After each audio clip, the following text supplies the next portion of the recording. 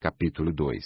Sobrecompensação e reação exagerada por todos os lados. É fácil escrever sobre uma das pistas do Heathrow. Tente fazer com que o Papa proíba seu trabalho. Como espancar um economista, mas não com muita força, apenas o suficiente para ser preso. Minha própria dependência do domínio me foi revelada quando eu estava assentado no escritório de Davi Alpern, conselheiro do governo e criador de políticas públicas do Reino Unido. Ele me informou, em resposta à ideia de antifragilidade, sobre um fenômeno chamado crescimento pós-traumático, o oposto da síndrome de estresse pós-traumático, pelo qual pessoas afetadas por acontecimentos passados se superam. Eu nunca tinha ouvido falar disso, e, para minha grande vergonha, nunca tinha me esforçado para pensar em sua existência. Há uma pequena literatura a respeito, mas que não é anunciada fora de uma área de estudos específica. Ouvimos falar sobre o mais escabroso transtorno pós-traumático, mas não sobre o crescimento pós-traumático no vocabulário intelectual e, assim chamado,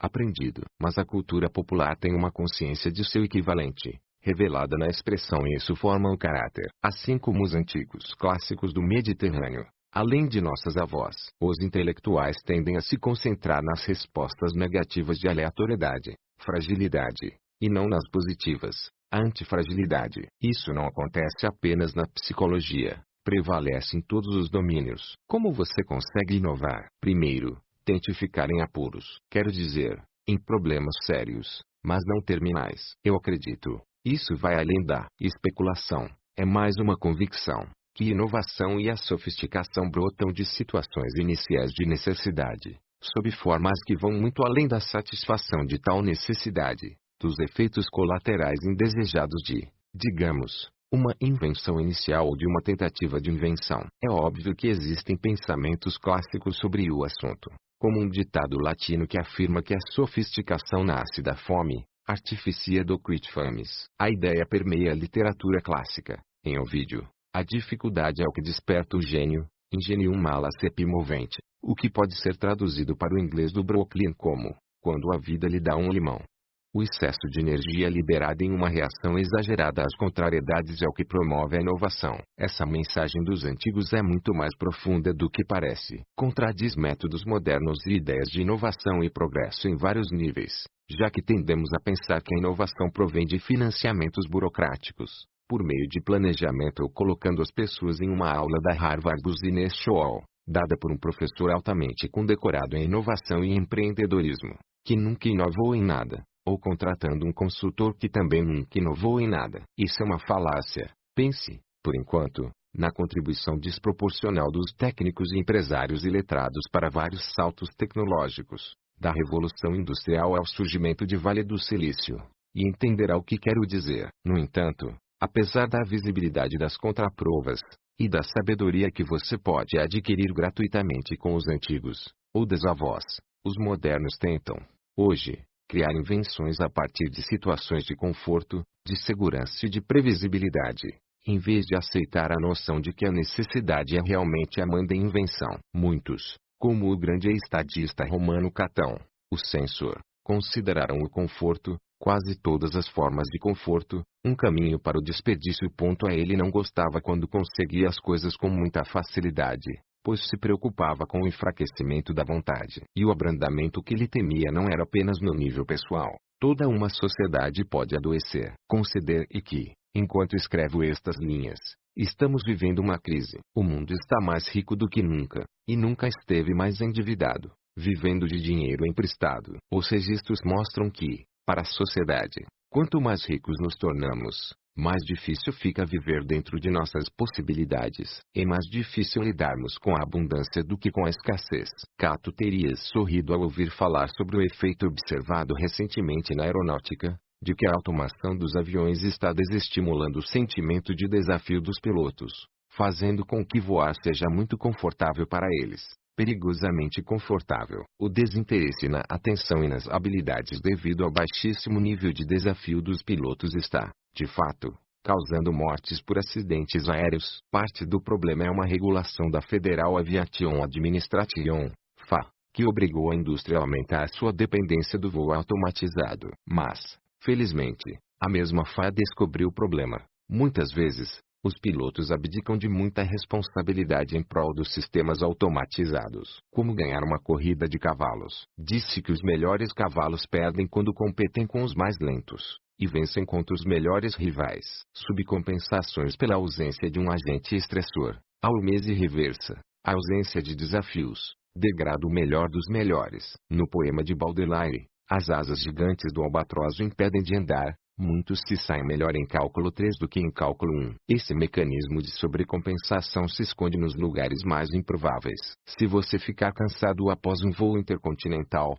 vá à academia para se exercitar um pouco, em vez de descansar. Além disso, é um truque bem conhecido que, se você precisar que algo seja feito com urgência, ofereça a tarefa para a pessoa mais ocupada, ou a segunda mais ocupada, do escritório. A maioria dos seres humanos consegue desperdiçar seu tempo livre, pois esse tempo livre os torna disfuncionais, preguiçosos e desmotivados. Quanto mais ocupados ficam, mais se mostram ativos em outras tarefas. Sobrecompensação. Mais uma vez, descobri um truque como palestrante. Os organizadores de conferências me disseram que é preciso ser claro, falar com a articulação forçada de apresentadores de televisão. Talvez até mesmo dançar no palco para chamar a atenção do público. Alguns tentam enviar os autores a uma escola de oratória. A primeira vez que me sugeriram isso, eu saí de lá decidido a mudar de editores imediatamente. Acho que é melhor sussurrar, não gritar. É melhor ser um pouco inaudível, menos claro. Quando eu era operador de pregão,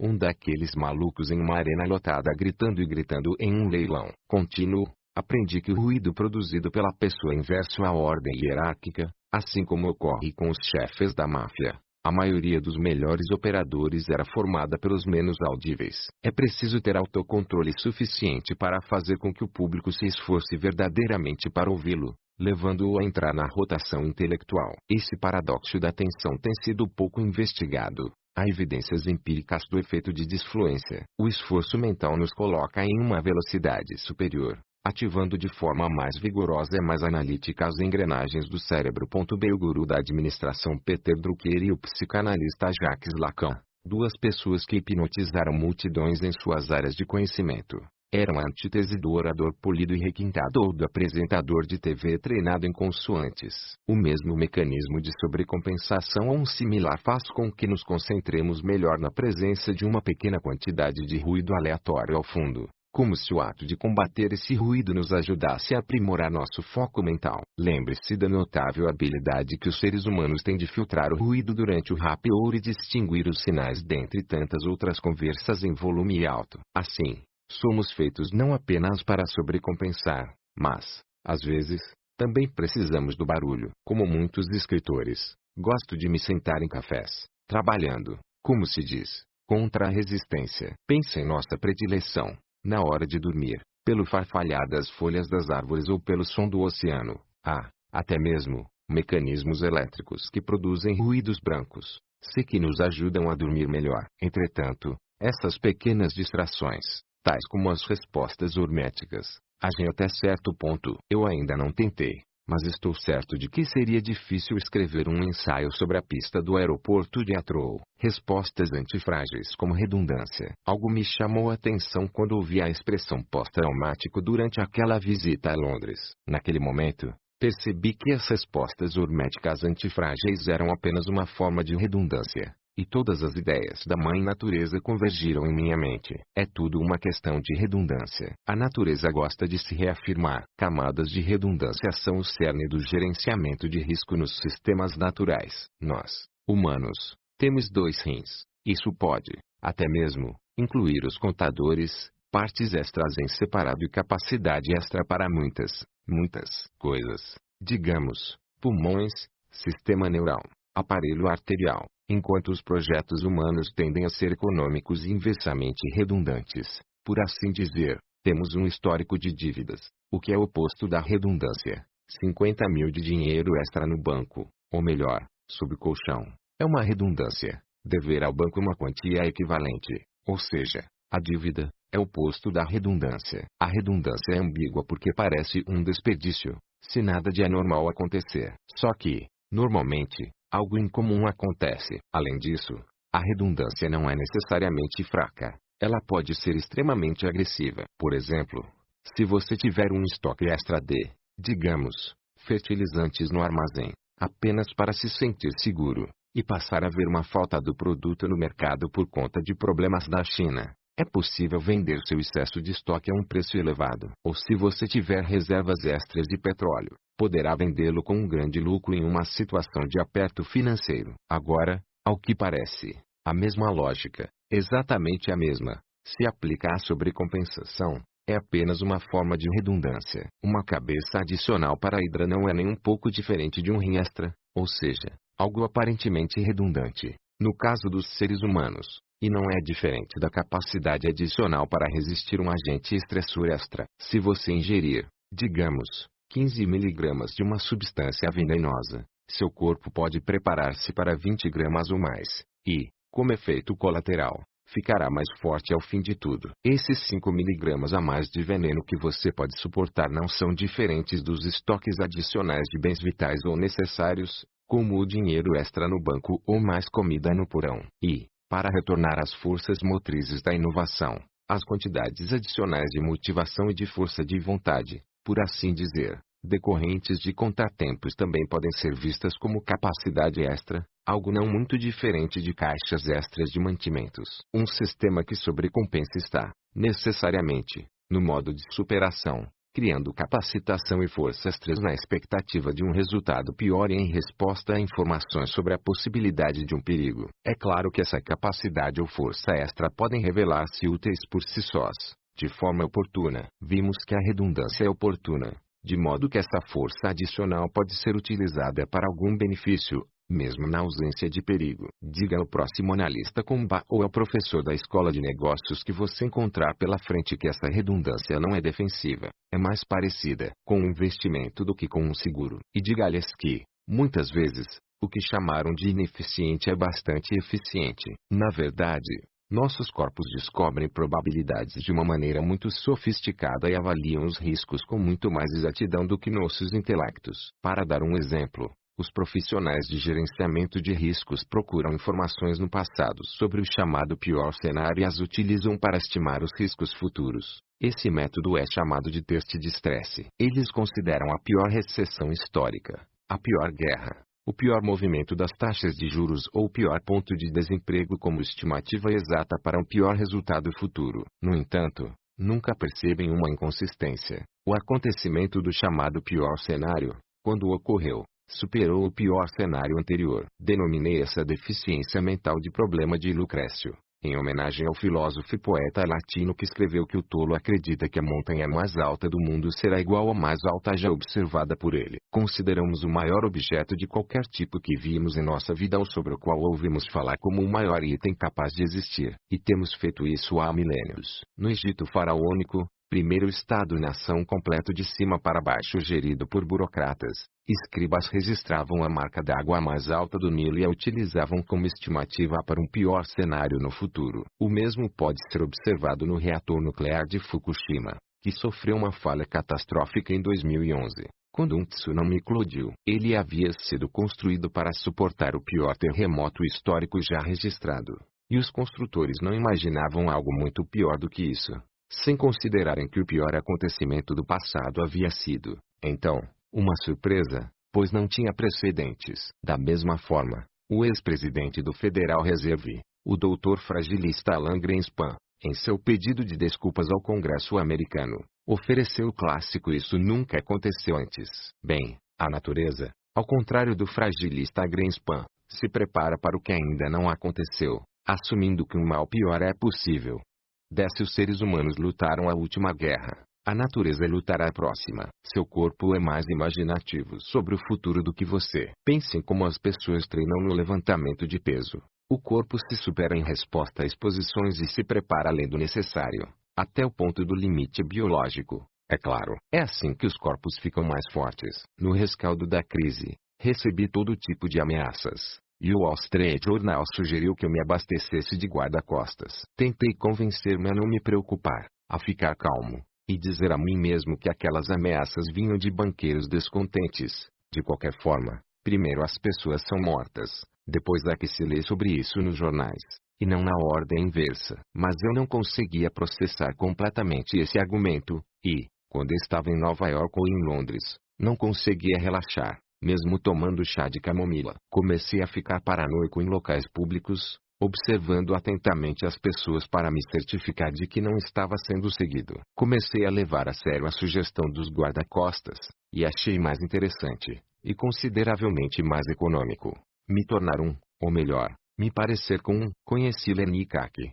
um treinador que pesava cerca de 130 quilos e fazia um trabalho extra como segurança. Tanto o apelido quanto o peso provinham de sua predileção por bolos. Lenny Kaki era a pessoa mais fisicamente intimidadora dentro da extensão de 5 códigos postais, e ele tinha 60 anos. Então, em vez de ter aulas com ele, observei seu treinamento. Ele estava no tipo de treinamento de levantamentos máximos e jurou que o considerava o mais eficaz e menos demorado. Esse método consistia em breves idas à academia, com foco exclusivo em melhorar sua marca máxima anterior em um único levantamento, o peso mais pesado que se poderia erguer, uma espécie de marca d'água. O treino se limitava a tentar ultrapassar aquela marca 1 ou 2 vezes, em vez de passar o tempo em repetições pouco divertidas e demoradas. O exercício me levou a uma forma naturalista de levantamento de pesos, e que está de acordo com a literatura baseada em evidências. Trabalhe no nível máximo. Passe o resto do tempo descansando e esbanjando dinheiro em bifes enormes. Tenho tentado ultrapassar meu limite há 4 anos.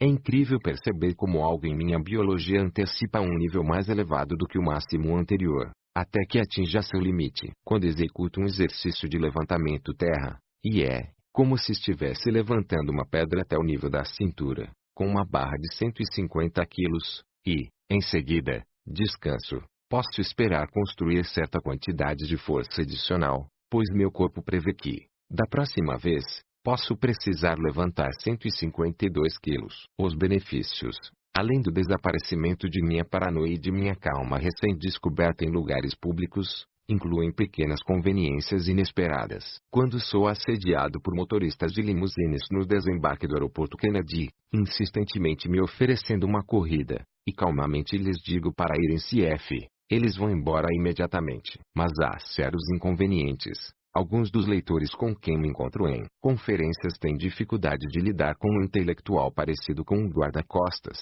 Os intelectuais podem ser esbeltos ou flácidos e fora de forma quando usam um paletó de tweed, mas não se imagina que eles se pareçam com açougueiros, algo que dará algum trabalho aos darwinistas.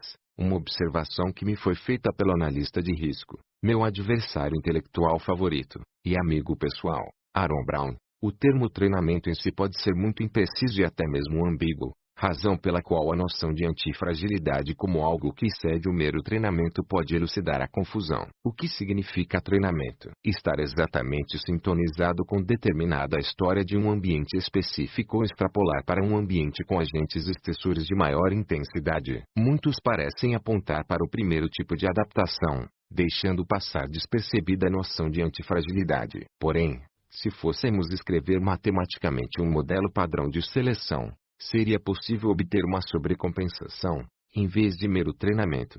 E até mesmo os psicólogos que estudaram a resposta antifrágil de crescimento pós-traumático, e mostraram dados sobre ela, não conseguem compreender muito bem o conceito como um todo, uma vez que se deixam escorregar, ao usar as palavras, para o conceito de resiliência, sobre a antifragilidade dos motins e do amor, e outros beneficiários inesperados do estresse. Quando se faz um esforço para se superar a dependência do domínio, o fenômeno da sobrecompensação parece onipresente. Aqueles que entendem a resistência bacteriana no domínio biológico não conseguem compreender, definitivamente, o provérbio de Sêneca de clemência a respeito do efeito reverso das punições. Ele escreveu: o castigo repetido, enquanto acaba com o ódio de alguns, desperta o ódio de todos.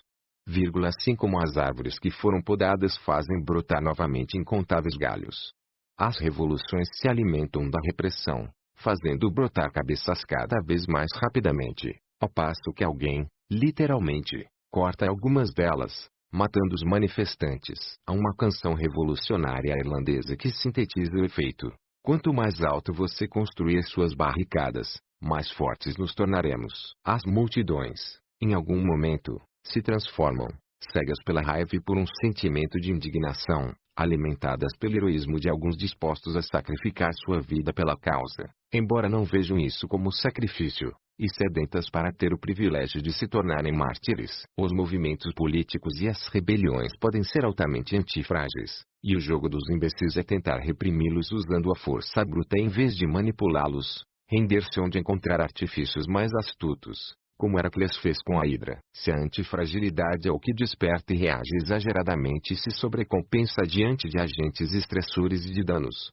então, uma das coisas mais antifrágeis que encontraremos fora da vida econômica é certo tipo de amor refratário, ou ódio, que parece reagir em excesso e se sobrecompensar diante de impedimentos como a distância, as incompatibilidades familiares e todas as tentativas conscientes de aniquilá-lo. A literatura está repleta de personagens presas em uma forma de paixão antifrágil, aparentemente contra sua vontade. No longo romance de Proust Em Busca do Tempo Perdido, Swann, um negociador de obras de arte judeu socialmente sofisticado, se apaixona por Odete, uma semimundana, uma mulher resguardada de quinta categoria, uma semi-prostituta, ou, talvez, apenas a quarta parte de uma prostituta a traço, e ela o trata mal. Seu comportamento esquivo potencializa a obsessão dele, levando-o a se rebaixar pela recompensa de um pouco mais de tempo com ela. Ele exibe evidente dependência emocional, segue em seus encontros com outros homens, escondendo-se vergonhosamente nas escadarias,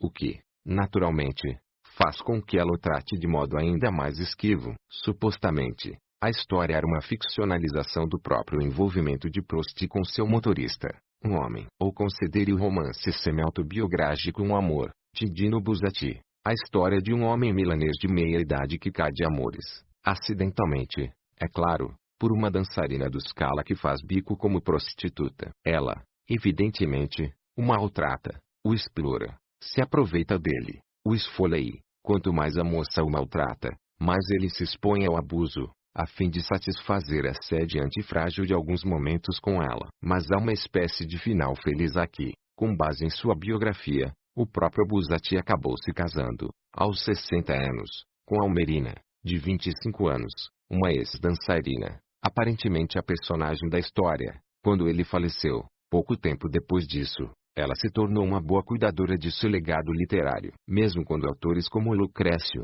o mesmo das altas montanhas, no início deste capítulo, discursam contra a dependência, a prisão e a alienação do amor, tratando-o como uma doença evitável, eles acabam mentindo para nós ou para si mesmos. Essa, talvez, seja uma lenda. Lucrécio, o sacerdote do antirromance, poderia ter se envolvido em uma incontrolável e antifrágil paixão. Assim como o amor atormentado, alguns pensamentos são tão antifrágeis que nós os alimentamos ao tentarmos nos livrar deles, transformando-os em obsessões.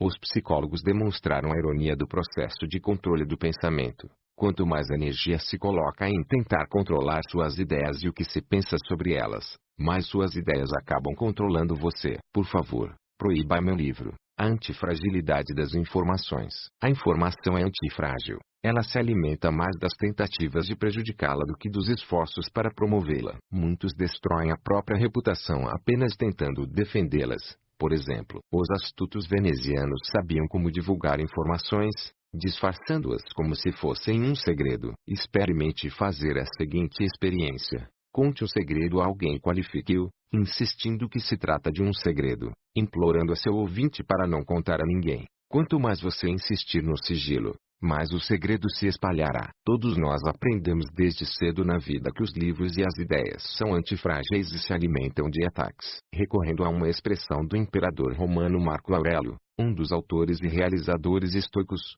o fogo se alimenta de obstáculos. Existe uma atração por livros proibidos, sua antifragilidade aos interditos. O primeiro livro de Graham Greene que li na infância foi O Poder e a Glória, selecionado unicamente por ter sido colocado no Index, isto é, ter sido proibido, pelo Vaticano. Da mesma forma, quando adolescente, eu me empanturrei de livros do expatriado norte-americano Henry Miller. Seu livro mais importante vendeu 1 milhão de cópias em um ano, pelo fato de ter sido banido em 23 estados. O mesmo aconteceu com Madame Bovary, o amante de Lady Chatterley. As críticas, para um livro, são um verdadeiro e indisfarçável atestado de atenção, sinalizando que ele não é entediante, e entediante é a única coisa muito ruim que um livro pode ser. Considere o fenômeno Ayn Rand. Por mais de meio século, seus livros A Revolta de Atlas e A Nascente foram lidos por milhões de pessoas, apesar de, ou mais provavelmente, comentários brutalmente desagradáveis e tentativas de desacreditá-la. A informação de primeira grandeza é a intensidade.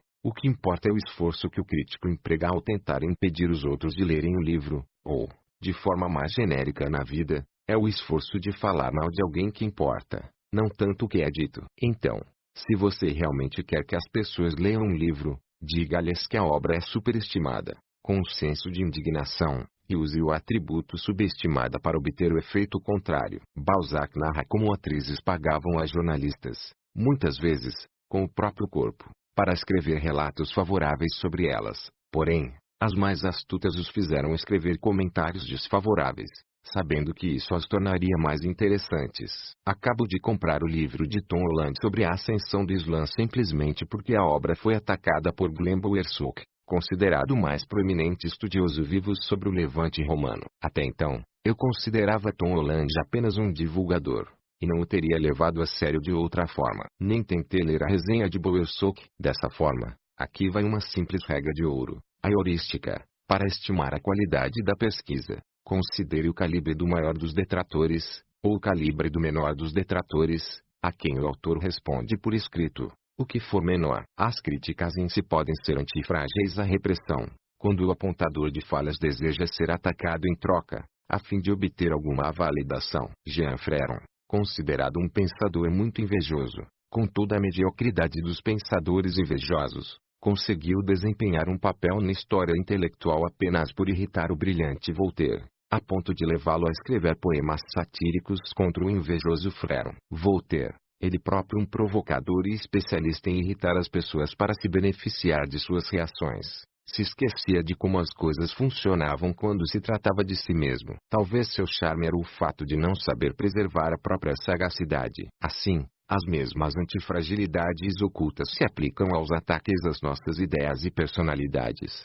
Temos medo delas e não gostamos de publicidade negativa, mas as campanhas de difamação, caso se consiga sobreviver a elas, ajudam muito, dependendo da pessoa que pareça estar extremamente motivada e adequadamente irritada, assim como quando se ouve uma mulher falando mal de outra na frente de um homem, ou vice-versa. Há um claro viés de seleção, porque ele atacou você, em vez de outra pessoa, uma das milhões de pessoas que merecem, mas não são dignas de ataque. É a sua energia ao atacar ou ao falar mal que, no estilo antifrágil, colocará você no mapa. Meu bisavô Nicolás Gosner era um político astuto que conseguiu se manter permanentemente no poder e assumir cargos no governo, apesar de seus inúmeros inimigos, mais notavelmente seu arqui-inimigo, meu tataravô do lado da família Taleb. Quando meu avô, seu filho mais velho, estava começando a carreira administrativa e sua esperançosa carreira política, seu pai o chamou em seu leito de morte. Meu filho, estou muito decepcionado com você, disse ele. Nunca ouvi nada de errado a seu respeito. Você se provou incapaz de causar inveja. Arrume outro emprego. Como vimos na história de Voltaire, não é possível acabar com a crítica. Se ela o prejudica, fuja. É mais fácil mudar de emprego do que controlar sua reputação ou a percepção do público. Alguns empregos e profissões são frágeis aos danos à reputação, algo que, na era da internet, não pode ser controlado. Não vale a pena ter esses empregos. Você não pretende controlar sua reputação. Você não conseguirá fazê-lo controlando o fluxo de informações. Em vez disso, concentre-se em alterar sua exposição.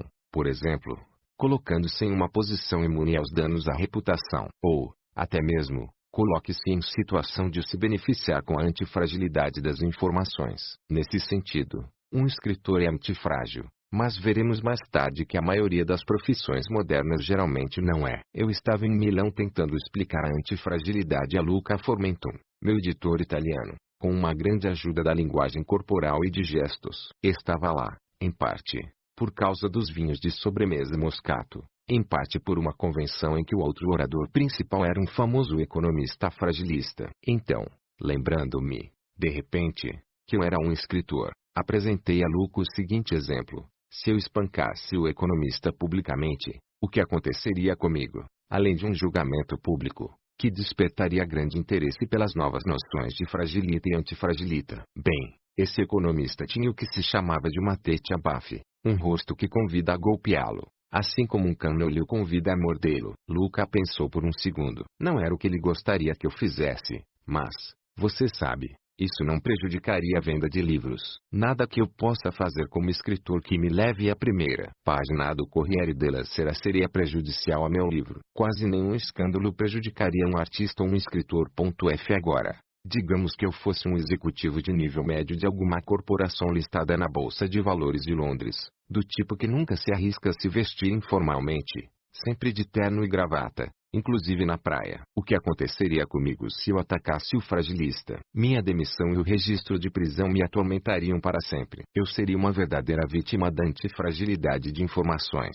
Mas alguém que ganha alguma coisa próxima a um salário mínimo, como um trabalhador da construção civil ou um motorista de táxi, não é totalmente dependente de sua reputação, e é livre para ter as próprias opiniões. Ele seria apenas robusto em comparação ao artista, que é antifrágil. Um funcionário de banco de nível médio com uma hipoteca seria frágil ao extremo. Na verdade, ele seria completamente prisioneiro do sistema de valores que o convida a ser corrupto até a alma, por causa de sua dependência das férias anuais em Barbados. O mesmo acontece com um funcionário público em Washington. Considere essa heurística fácil de usar, que é, para repetir a definição, uma simples regra de ouro resumida, para detectar a independência e a robustez da reputação de uma pessoa. Com poucas exceções, aqueles que se vestem de maneira não convencional são robustos ou, até mesmo, antifrágeis quanto à sua reputação. Esses tipos barbeados que se vestem de terno e gravata são frágeis quanto às informações a seu respeito. As grandes corporações e os governos parecem não entender esse poder de recuperação das informações e sua capacidade de controlar aqueles que tentam controlá-la. Quando se ouve uma empresa ou um governo endividado tentando reconquistar a confiança, sabemos que eles são frágeis, e por isso estão condenados. A informação é implacável. Uma conferência de imprensa para tranquilizar e os investidores fugirão, provocando uma espiral de morte ou uma corrida aos bancos. Isso explica por que tenho uma postura obsessiva contra o endividamento do governo, como defensor ferrenho do que se chama de conservadorismo fiscal. Quando não há dívidas, não é preciso preocupar-se com a reputação nos círculos econômicos. E, de alguma forma, é apenas quando não nos preocupamos com nossa reputação que tendemos a ser bem vistos. Assim como nos assuntos relacionados à sedução, as pessoas emprestam mais àqueles que menos precisam. E nós também somos cegos a essa antifragilidade de informações em outros domínios. Se eu espancar fisicamente um rival em um ambiente ancestral,